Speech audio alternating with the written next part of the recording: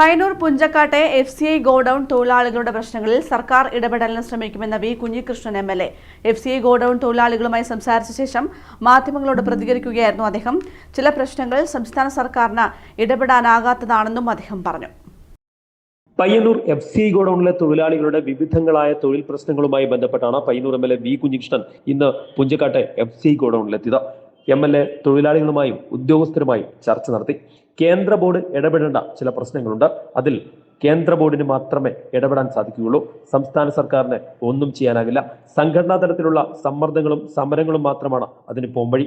കോൺട്രാക്ടർമാർ പ്രത്യേക കൂലി നൽകാത്ത പ്രശ്നമുണ്ട്. 750 രൂപയായിരുന്നു അട്ടിക്കൂലി ഇനത്തിൽ തൊഴിലാളിക്ക് നൽകിയിരുന്നത്. ഇത് പിന്നീട് 400 രൂപയാക്കി.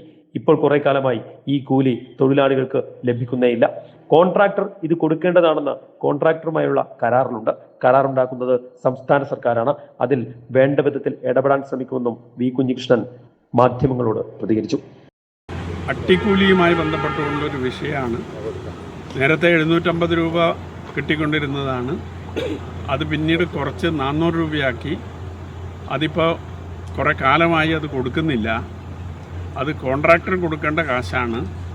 അവരുടെ കോൺട്രാക്റ്റ് എഗ്രിമെൻറ്റിൽ ഇത് കൊടുക്കാനുള്ള വ്യവസ്ഥയുണ്ട് എന്നാണ് തൊഴിലാളികൾ പറയുന്നത്. സംസ്ഥാന ഗവൺമെൻറ്റാണ് ആ എഗ്രിമെൻറ്റ് ഉണ്ടാക്കുന്നത്. സംസ്ഥാന ഗവൺമെൻറ്റിൻ്റെ ബാധ്യതയിൽപ്പെട്ടതാണ്. അപ്പോൾ അത് സംസ്ഥാന ഗവൺമെൻറ് ശ്രദ്ധയിൽപ്പെടുത്തി എങ്ങനെ പരിഹാരം കാണാൻ സാധിക്കും എന്ന പരിശ്രമം നടത്താം എന്ന് അവരോട് പറഞ്ഞിട്ടുണ്ട്. വിശദമായ നിവേദനം തരാൻ അവരോട് ആവശ്യപ്പെട്ടിട്ടുണ്ട്. നിവേദനം കിട്ടിക്കഴിഞ്ഞാൽ സംസ്ഥാന ഗവൺമെൻറ് ശ്രദ്ധയിൽപ്പെടുത്തി എങ്ങനെ അതിന് പരിഹാരം കാണാൻ സാധിക്കും എന്ന നിലയിലുള്ള ഒരു ആലോചന നടത്തും. പുഞ്ചക്കാട്ടെ FCI ഗോഡൌണിലെ കുടിവെള്ള പ്രശ്നം അടക്കമുള്ളവയിൽ ഇടപെടും എന്ന ഉറപ്പ് നൽകിയാണ് MLA മടങ്ങിയത്. News bureau, Payyanur.